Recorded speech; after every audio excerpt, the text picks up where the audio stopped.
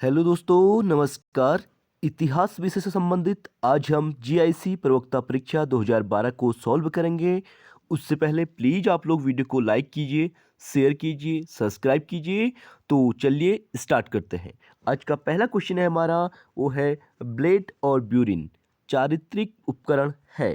तो ब्लेड और ब्यूरिन जो है चारित्रिक उपकरण किसका है? यह है उच्च पुरा पाषाणिक संस्कृति के। बी इसका राइट आंसर हो जाएगा।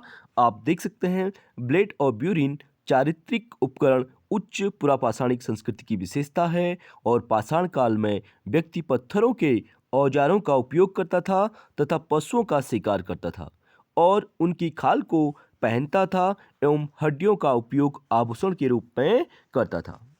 अगला क्वेश्चन है हमारा, किस नवपाषाणिक स्थल से धान की खेती के प्राचीनतम साक्ष्य मिले हैं? तो धान की खेती के जो प्राचीनतम साक्ष्य मिले हैं वो मिले हैं लहुरा देव से। बी इसका राइट आंसर हो जाएगा। मोस्ट इंपोर्टेंट क्वेश्चन है, प्लीज वीडियो को लाइक जरूर करें आप लोग। तो भारत में कृषि का आविष्कार नवपाषाण काल में हुआ था। प्रागैतिहासिक अन्न उत्पादक स्थल मेहरगढ़ पश्चिमी बलूचिस्तान में अवस्थित है और कृषि के लिए अपनाई गई सबसे प्राचीन फसल गेहूं और जौ थी। मोस्ट इंपोर्टेंट यहाँ से भी क्वेश्चन पूछा गया है कि सबसे प्राचीन फसल कौन सी है। तो कौन सी है? गेहूं और जौ। और लहुरा देव यानी बेलन घाटी नामक नवपाषाणिक स्थल से धान की खेती के प्राचीनतम जो है साक्ष्य मिले हैं। अगला क्वेश्चन है हमारा, मध्य पाषाणिक स्थल चोपनी मांडो स्थित है। तो मध्य पाषाणिक जो स्थल चोपनी मांडो है वो है आपका इलाहाबाद के कोराव तहसील में बूढ़ी बेलन के किनारे। बी इसका राइट आंसर हो जाएगा। आप देख सकते हैं मध्य पाषाणिक स्थल चोपनी मांडो इलाहाबाद के कोराव तहसील में बूढ़ी बेलन के किनारे स्थित है और इस काल में लोग शिकार करके मछली पकड़कर तथा खाद्य वस्तुएं एकत्र कर अपना जीवन यापन करते थे और मध्य पाषाण काल में पाषाण के लघु उपकरण बनाए जाते थे। भारत में सबसे पहले लघु पाषाण उपकरण 1867 ईस्वी में C.L. कार्लाइल के द्वारा खोजा गया था। अगला है हमारा, आलमगीरपुर किस नदी के किनारे स्थित है? तो आलमगीरपुर जो है आपका हिंडन नदी के किनारे स्थित है। बी इसका राइट आंसर हो जाएगा। आप इसका एक्सप्लेनेशन देख सकते हैं। आलमगीरपुर यानी मेरठ हिंडन नदी के किनारे स्थित है। इसकी खोज 1958 ईस्वी में यज्ञदत्त शर्मा ने की थी। यह उत्तर हड़प्पा कालीन स्थल है। यहाँ उत्खनन में रोटी बेलने की चौकी, सूती कपड़ा व कपास व मोर, त्रिभुज गिलहरी चित्रित बहुसंख्यक मृदभांड प्राप्त हुए हैं। अगला क्वेश्चन है हमारा, किस हड़प्पाई स्थल से एक मानव अस्थिपंजर के निकट एक बकरे का अस्थिपंजर प्राप्त हुआ है? तो वो हुआ है आपका लोथल। लोथल कहाँ पड़ता है? गुजरात में। ए इसका राइट आंसर हो जाएगा। आप देख सकते हैं लोथल से एक मानव अस्थिपंजर के निकट एक बकरे का अस्थिपंजर प्राप्त हुआ है और कालीबंगा से एक बच्चे की खोपड़ी में 6 छेद अर्थात शल्य चिकित्सा का साक्ष्य प्राप्त हुआ है। हड़प्पा से कब्रिस्तान HR37 कब्रिस्तान प्राप्त हुआ है। मोहनजोदड़ो से कब्रिस्तान के साक्ष्य नहीं मिलते हैं। अगला क्वेश्चन है हमारा, हड़प्पा संस्कृति के विध्वंस के लिए आर्य आक्रमण के सिद्धांत का प्रतिपादन किसने किया था? तो हड़प्पा संस्कृति के विध्वंस के लिए जो आर्य आक्रमण के सिद्धांत का प्रतिपादन जो है किसने किया था पूछा गया है, तो वो थे Mortimer Wheeler. Most important question, B इसका राइट आंसर हो जाएगा। आप देख सकते हैं हड़प्पा संस्कृति के विध्वंस के लिए आर्य आक्रमण के सिद्धांत का प्रतिपादन जो है मार्टिमर हिलर ने किया था। इसे बाह्य आक्रमण के नाम से भी जाना जाता है और सैंधव सभ्यता के पतन के कई कारण बताए गए हैं, जिसमें मार्टिमर हिलर तथा कुछ अन्य विद्वानों ने हड़प्पा सभ्यता के पतन का कारण जो है आर्य आक्रमण बताया है और इसके लिए इंद्र को जिम्मेदार माना गया है। अगला क्वेश्चन हमारा, मिट्टी की प्राचीन कालीन 274 मुहरें किस पुरास्थल के उत्खनन से प्राप्त हुई हैं? तो वो हुई हैं बसाठ से। ठीक है, डी इसका राइट आंसर हो जाएगा। आप इसका एक्सप्लेनेशन देख सकते हैं। मिट्टी की जो प्राचीनतम कालीन 274 मुहरें वैशाली यानी बसाड़ से प्राप्त हुई हैं। बसाड़ का सर्वप्रथम उत्खनन जो है ब्लॉक महोदय ने करवाया था। यहाँ से 4 सांस्कृतिक चरणों के पुरातात्विक अवशेष मिले हैं जो 500 ईसा पूर्व से 500 ईस्वी के बीच के हैं। और प्राग चरणों में यहाँ से अभिषेक तालाब तथा स्तूप संरचना तथा छल्लेदार कुएं मिले हैं। और बसाड़ से प्राप्त अवशेष जो है मौर्य शुंग कुषाणकालीन होने के साथ ही अधिकांश गुप्तकालीन भी हैं। अगला क्वेश्चन है हमारा, भगवापी कौशल को अहम्पी कौशल को किस बौद्ध ग्रंथ का उदाहरण है? तो वो है आपका मध्यम निकाय से संबंधित, यानी बी इसका राइट आंसर हो जाएगा। आप देख सकते हैं भगवापी कौशल को अहम्पी कौशल को मध्यम निकाय बौद्ध ग्रंथ का उदाहरण है। कौशल आधुनिक फैजाबाद, बस्ती, श्रावस्ती आदि को मिलाकर बसा था। बुद्ध के समय यहाँ का राजा प्रसेनजीत था और वह भगवान बुद्ध का मित्र और संरक्षक भी था। और बुद्ध अपने जीवन के 21 वर्षावास श्रावस्ती में ही किए थे और श्रावस्ती उस समय कौशल की राजधानी थी। अगला क्वेश्चन है हमारा, बालखिल्य का संबंध किस वेद से है? तो मोस्ट इंपोर्टेंट, बालखिल्य का जो संबंध है वह है आपका ऋग्वेद से। ठीक है, ए इसका राइट आंसर हो जाएगा। प्लीज वीडियो को लाइक और शेयर जरूर कीजिए। आप लोग एक बार सभी लोग वीडियो को लाइक कीजिए तो आप इसका एक्सप्लेनेशन देख सकते हैं। ऋग्वेद सबसे प्राचीन वेद है। इसमें 10 मंडल तथा 1028 सूक्त हैं और बालखिल्य यानी 11 मंत्र का संबंध जो है ऋग्वेद से है। ऋग्वेद की रचना आर्यों ने वैदिक काल यानी 1500 ईसा पूर्व से 1000 ईसा पूर्व में की थी।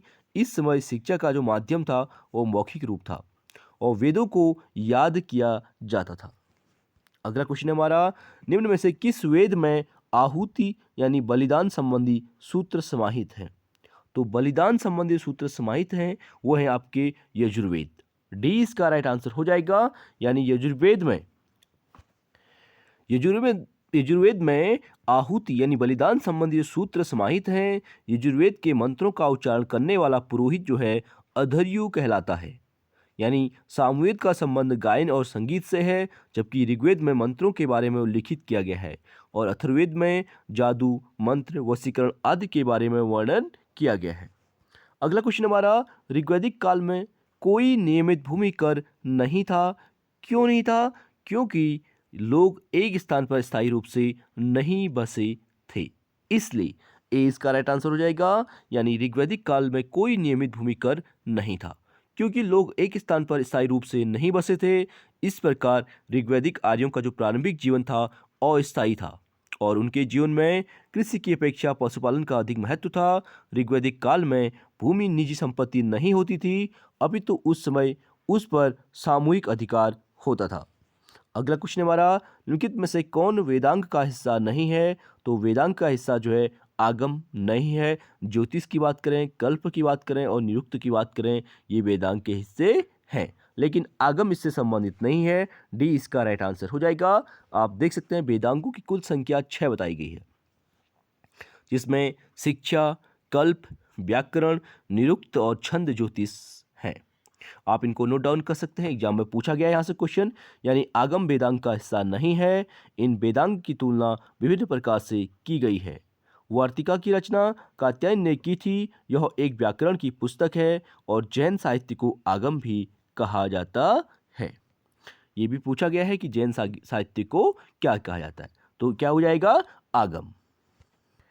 अगला क्वेश्चन है हमारा, अधोलिखित किस बौद्ध ग्रंथ में राज्य की उत्पत्ति के सामाजिक अनुबंध सिद्धांत का उल्लेख है? तो वह है आपका दीर्घ निकाय से संबंधित, यानी ए इसका राइट आंसर हो जाएगा। आप देख सकते हैं बौद्ध ग्रंथ दीर्घ निकाय में राज्य की उत्पत्ति के सामाजिक अनुबंध सिद्धांत का उल्लेख मिलता है। अंगुत्तर निकाय में 16 महाजनपदों का उल्लेख किया गया है और बुद्ध के समय 10 महत्वपूर्ण गणराज्य रह गए थे। अगला क्वेश्चन हमारा, विपर्हवा जिसका समीकरण जो है कपिल वस्तु से किया जा रहा है, उत्तर प्रदेश के किस जनपद में स्थित है?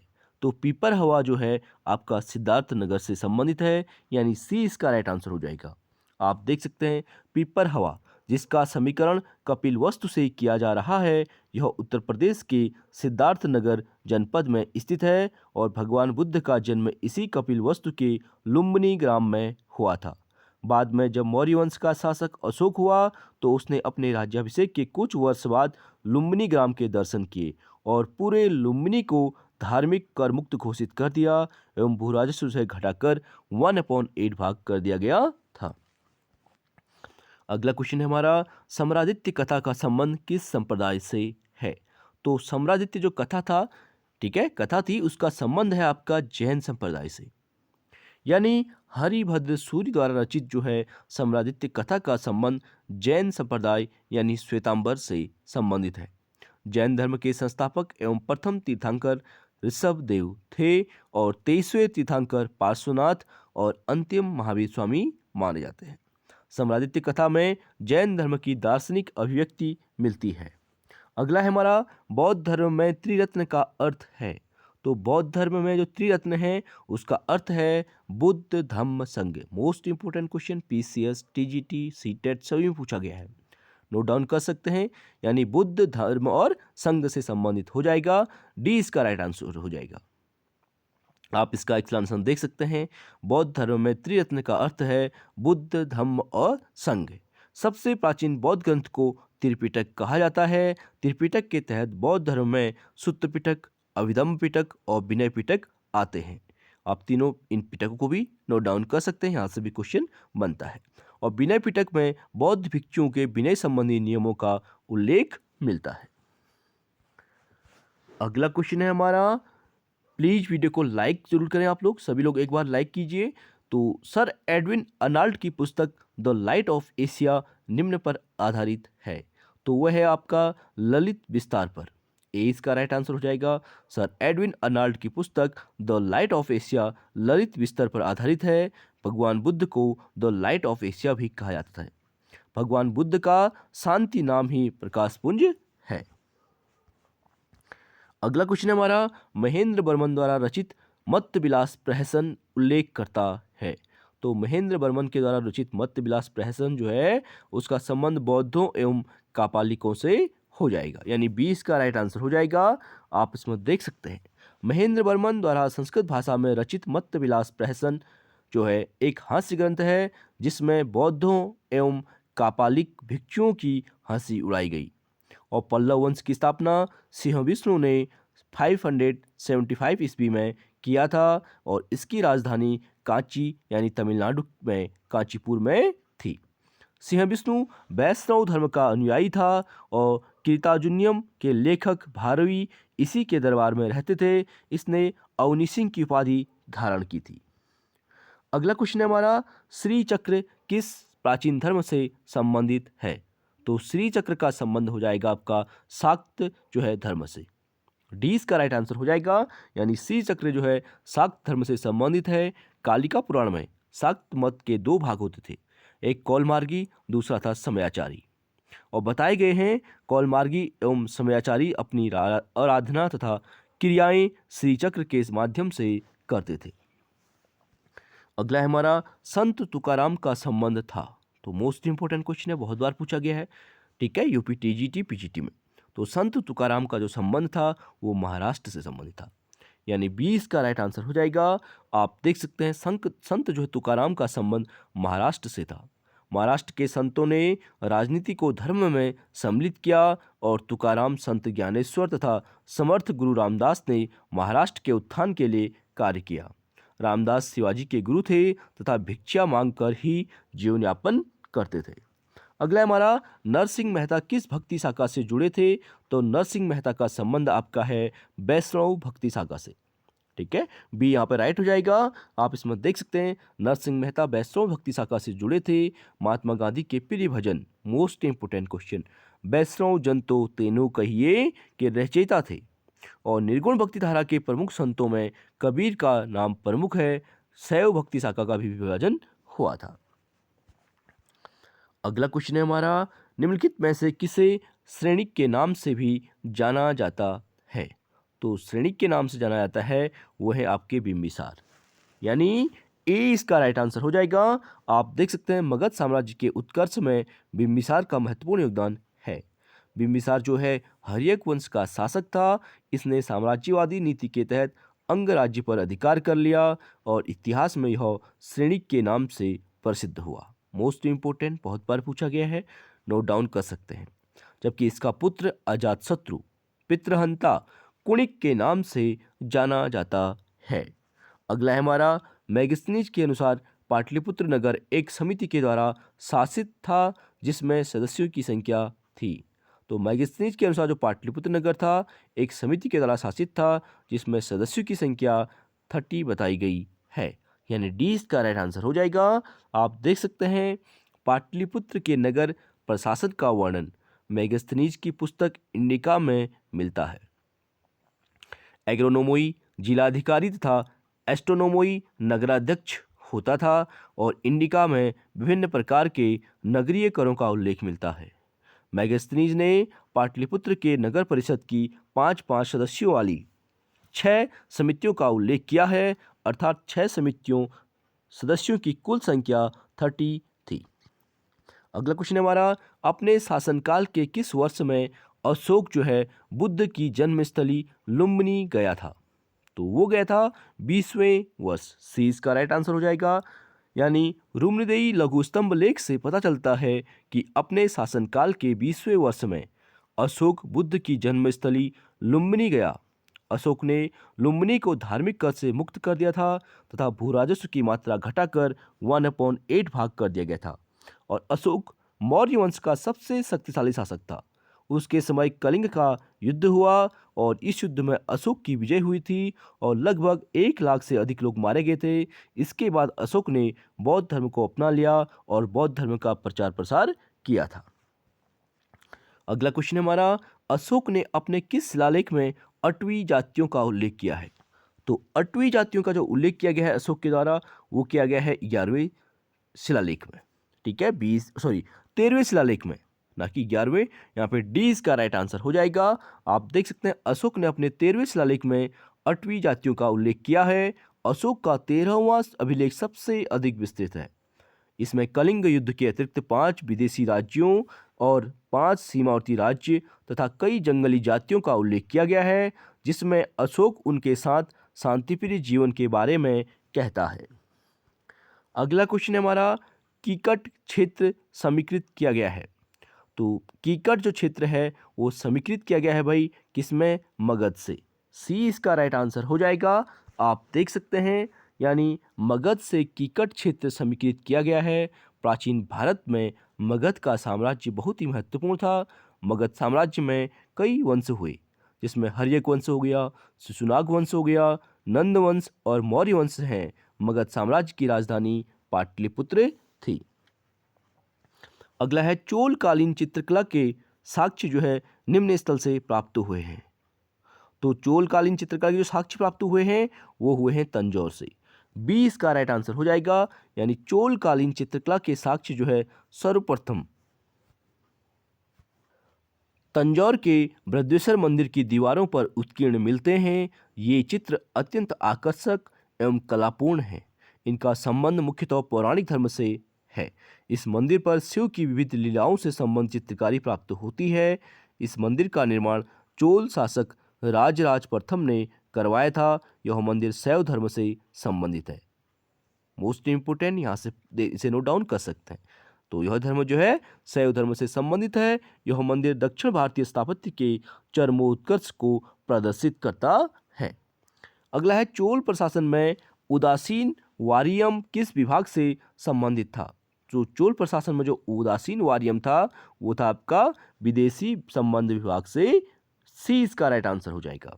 यानी चोलकालीन स्थानीय प्रशासन के अंतर्गत सभा अथवा महासभा में कई समितियां होती थी जिन्हें वायरम कहा जाता था। ये समितियां अलग अलग विभागों का काम करती थी और कुछ प्रमुख समितियां इस प्रकार थी, जैसे उदासीन वारियम विदेशियों की देखरेख करना, टोट्टवारियम यह उद्यान समिति थी, पोनवारियम यह स्वर्ण समिति थी, न्यायतारवारियम यह न्याय समिति थी।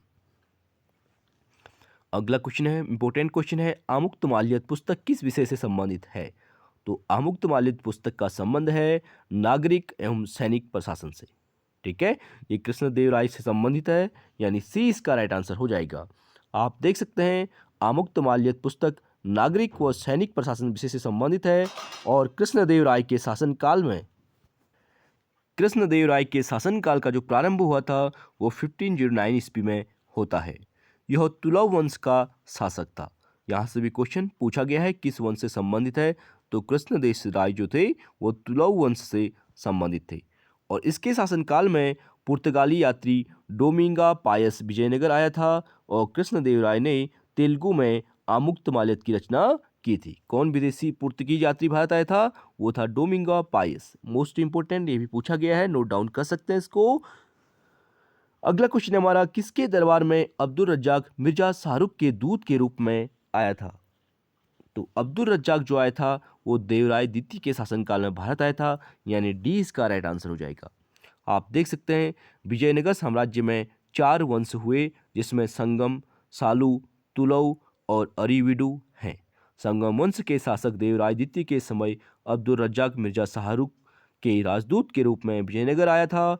वह इस वंश का सबसे शक्तिशाली शासक था और सामान्य जन उसे इंद्र का अवतार मानते थे। उसने गजबेटकर की उपाधि धारण की थी। अगला क्वेश्चन है हमारा, गुप्त युगीन ब्राह्मी अभिलेख से युक्त जैन प्रतिमाएं मिली हैं? तो ये हो जाएगा दुर्जनपुर से, यानी ए इसका राइट आंसर हो जाएगा। मध्य प्रदेश के विदिशा के पास स्थित दुर्जनपुर नामक स्थान से 3 जैन प्रतिमाएं मिली हैं। गुप्तकालीन अभिलेखों की रचना संस्कृत भाषा एवं गुप्तकालीन जो ब्राह्मी लिपि में हुई है। इन प्रतिमाओं पर गुप्तकालीन लिपि में 3 लेख उत्कीर्ण हैं। इसमें रामगुप्त नामक एक राजा का उल्लेख किया गया है, जिससे यह पता चलता है कि गुप्त वंश के अन्य शासकों के विपरीत यह जैन मतानुयायी था। और गुप्त काल में सर्वप्रथम तांबे के सिक्के जो है रामगुप्त के मिलते हैं। अगला क्वेश्चन है हमारा, ग्रीक लेखक मेथुरा को किस महाजनपद की राजधानी से संबंध करते हैं? तो ग्रीक लेखक जो मेथुरा थे वो थे आपके सूरसेनोई। ठीक है, डी इसका राइट आंसर हो जाएगा, यानी ग्रीक लेखक मेथुरा को सूरसेनोई महाजनपद की राजधानी से संबंध करते हैं। वज्जी 8 राज्यों का संघ था, जिसमें मिथिला के विदेह, वैशाली के लिच्छवी प्रसिद्ध थे और चेदी सुक्तिमती तथा मत्स्य विराटनगर की राजधानी है। बुद्ध की मूर्तियों का निर्माण सर्वप्रथम मथुरा में ही माना जाता है और कनिष्क के समय मथुरा का महत्व बहुत अधिक माना जाता है। अगला क्वेश्चन हमारा, पाटलिपुत्र मगध की राजधानी किस शासक के शासनकाल में बनाई गई थी? तो पाटलिपुत्र जो है, ठीक है, मगध की राजधानी वो बनाई गई थी आपके उदयन के शासनकाल में। 20 का राइट आंसर हो जाएगा, यानी पाटलिपुत्र जो है मगध की राजधानी उदयन उदयभद्र नामक शासक के शासनकाल में बनाई गई। उदयन जैन मतानुयायी था। यह नगर गंगा और सोन नदियों के किनारे बसा है। ये भी पूछा गया है ये कौन कौन सी नदियों के किनारे बसा था? तो गंगा और सोन नदी के किनारे बसा है। पाटलिपुत्र लगभग 800 वर्षों तक भारत की राजधानी थी। हर एक वंश के बाद शिशुनाग वंश आता है, उसके बाद नंद वंश, उसके बाद मौर्य वंश और अंत में शुंग तथा गुप्तों के समय भी पाटलिपुत्र राजधानी थी। और उदयन जो है वत्स का राजा था और पौरव वंश से संबंधित माना जाता है। अगला हमारा, निम्न में से कौन सा स्रोत चंद्रगुप्त मौर्य को क्षत्रिय मानता है? मोस्ट इंपोर्टेंट, तो चंद्रगुप्त को क्षत्रिय होने के जो साक्ष्य मिलते हैं हमें वो दिव्यावदान से प्राप्त होते हैं। डी इसका राइट आंसर हो जाएगा, यानी बौद्ध ग्रंथ दिव्यावदान चंद्रगुप्त मौर्य को क्षत्रिय मानता है, जबकि विशाखदत्त कृत मुद्राराक्षस इन्हें ब्रसल कुल का बताते हैं, अर्थात निम्न कुल का मानते हैं। और चंद्रगुप्त मौर्य एक शक्तिशाली शासक था। उसने साम्राज्य को बनाने के लिए चाणक्य का सहयोग लिया, जो बाद में चंद्रगुप्त मौर्य का प्रधानमंत्री बना था। अगला क्वेश्चन हमारा, किस शासक ने गांधार कला शैली को संरक्षण दिया था? तो गांधार कला शैली को संरक्षण देने की बात कनिष्क के शासनकाल से संबंधित है, यानी बी इसका राइट आंसर हो जाएगा। आप देख सकते हैं कनिष्क ने गांधार कला शैली को संरक्षण दिया और कुषाण शासक कनिष्क बौद्ध धर्म का अनुयायी तथा संरक्षक था। उसके समय चतुर्थ बौद्ध संगीत का आयोजन हुआ था। कहाँ हुआ था? कुंडलवन, कश्मीर में। और इस संगीत की अध्यक्षता जो है वसुमित्र ने की थी और अश्वघोष इसके उपाध्यक्ष थे। अगला है हमारा, किस वंश के शासकों द्वारा भूमि अनुदान का प्राचीनतम अभिलेखीय साक्ष्य मिला है? तो भूमि अनुदान का जो प्राचीनतम अभिलेखीय साक्ष्य मिला है वो सातवाहन वंश से मिला है। Most important question, note down कर सकते हैं। पूछे जाने की पूरी संभावना है। तो ए इसका राइट आंसर हो जाएगा, यानी सातवाहन वंश के शासक सातकर्णी प्रथम की पत्नी नागनिका ने के नानाघाट अभिलेख में ब्राह्मणों को भूमि दान देने का उल्लेख मिलता है, जो भूमि अनुदान का प्राचीनतम अभिलेखीय साक्ष्य माना जाता है, और इस अभिलेख में सातकर्णी प्रथम की उपलब्धियों का विवरण है, जबकि अधिकारियों का भूमि दान दिए जाने का उल्लेख जो है हर्ष के समय मिलता है। अगला क्वेश्चन हमारा, धंग का संबंध किस वंश से है? तो धंग का जो संबंध है वह है आपका चंदेल वंश से। ठीक है, ए इसका राइट आंसर हो जाएगा, यानी आप देख सकते हैं धंग का संबंध चंदेल वंश से था। चंदेल वंश की स्थापना नन्नुक ने की थी और चंदेल शासकों की राजधानी खजुराहो थी। धंग ने जिननाथ, विश्वनाथ एवं वैद्यनाथ मंदिर का निर्माण करवाया और कंदरिया महादेव मंदिर का निर्माण धंगदेव द्वारा 999 ईस्वी में कराया गया था। धंग 100 वर्षों तक जीवित था और गंगा यमुना के संगम पर डूबकर उसने अपने प्राण त्याग दिए थे। अगला क्वेश्चन हमारा, जयपाल किस वंश से संबंधित थे? तो जयपाल का संबंध आपका हो जाएगा शाही वंश से। ठीक है, सी इसका राइट आंसर हो जाएगा, यानी जयपाल हिंदू शाही वंश से संबंधित थे। महमूद गजनवी ने भारत पर पहला आक्रमण 1001 ईस्वी में किया था। यह आक्रमण शाही राजा जयपाल के विरुद्ध था। इसमें जयपाल की पराजय हुई और उसने आत्महत्या कर ली थी। और महमूद गजनवी का सबसे चर्चित 1025 ईस्वी का आक्रमण था, जो उसने सोमनाथ पर किया था। अगला है हमारा, अवध के स्वतंत्र राज्य का संस्थापक कौन था? तो अवध के स्वतंत्र राज्य का जो संस्थापक था वो था सादत खां। ठीक है, बी यहाँ पे राइट हो जाएगा। अवध के स्वतंत्र राज्य का जो संस्थापक सादत खां था। मोहम्मद शाह के समय बंगाल, हैदराबाद, अवध तथा कुछ अन्य नवीन राज्यों का गठन हुआ। अवध राज्य का अंतिम शासक वाजिद अली शाह था, जिसे डलहौजी ने लखनऊ से निर्वासित करके कलकत्ता भेज दिया और अवध को अंग्रेजी साम्राज्य में विलय कर लिया गया था। और इस वंश के नवाब शुजाउद्दौला ने अयोध्या में बहु बेगम का मकबरा बनवाया था। अगला है, भीमसेन की नुस्खा ए दिलकुशा जानकारी का स्रोत है। तो भीमसेन की नुस्खा ए जो दिलकुशा का जानकारी का स्रोत है वो है आपका दक्षिण में मुगल गतिविधियों का। यहाँ पे ए इसका राइट आंसर हो जाएगा, यानी आप इसका एक्सप्लेनेशन देख सकते हैं। भीमसेन की नुस्खा ए दिलकुशा दक्षिण भारत में मुगल गतिविधियों की जानकारी का स्रोत है। औरंगजेब अपने शासनकाल में कुछ हिंदू अधिकारियों को इतिहास लेखन कार्य सौंपता था।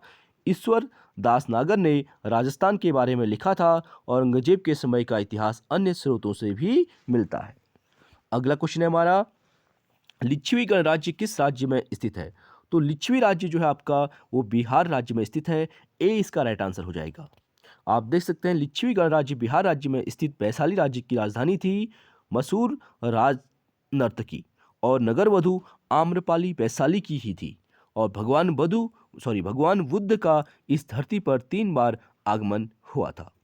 तो आपको पता है मशहूर जो राज नर्तकी और नगरवधु, ठीक है, जिसे पूरे नगर की वधु कहा जाता था, आम्रपाली, वो भी वैशाली की ही थी। अगला क्वेश्चन हमारा, अलाउद्दीन खिलजी के शासनकाल में खड़ी स्थायी सेना की संख्या कितनी थी?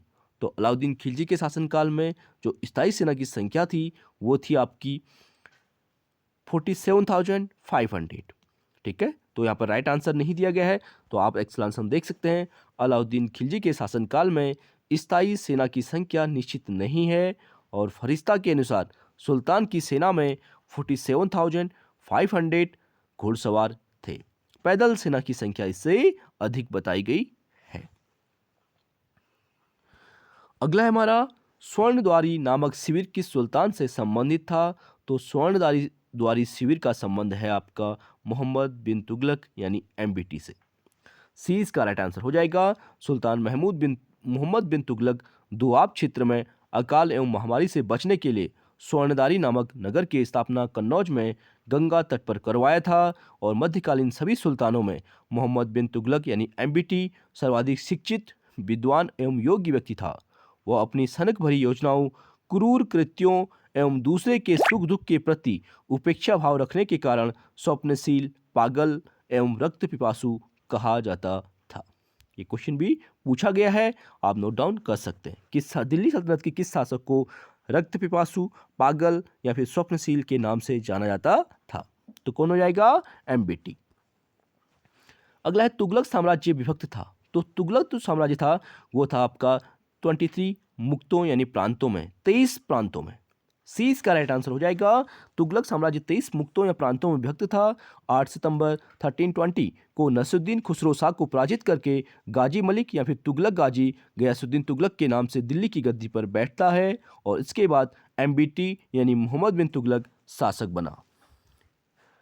आज का अंतिम क्वेश्चन है हमारा, किस सुल्तान ने सेना में विरासत का सिद्धांत लागू किया था? तो मोस्ट इंपोर्टेंट क्वेश्चन है। तो विरासत का जो सिद्धांत लागू किया था वो फिरोज तुगलक के द्वारा। डी इसका राइट आंसर हो जाएगा, यानी फिरोज तुगलक ने सेना में विरासत का सिद्धांत लागू किया। 1351 ईस्वी में फिरोज शाह तुगलक का राज्याभिषेक हुआ। उसने सेना में उदारता दिखाई, जिसका परिणाम यह हुआ कि लोग अपने घोड़ों की जगह दूसरे के घोड़ों का परेड करा दिया करते थे और तो भ्रष्टाचार अधिक हो गया। अंततः फिरोज शाह तुगलक ने सैनिकों के पद को वंशानुगत कर दिया और यहीं से यह वंशानुगत चला आ रहा है। और फिरोज शाह तुगलक प्रथम सुल्तान था जिसने ब्राह्मणों पर जजिया कर लागू किया था। तो यहाँ पे हमारे 45 क्वेश्चन कंप्लीट हुए। तो बाकी नेक्स्ट क्लास में करेंगे। आई होप वीडियो पसंद आएगी। प्लीज़ वीडियो को लाइक शेयर और सब्सक्राइब जरूर करें। Thank you so much.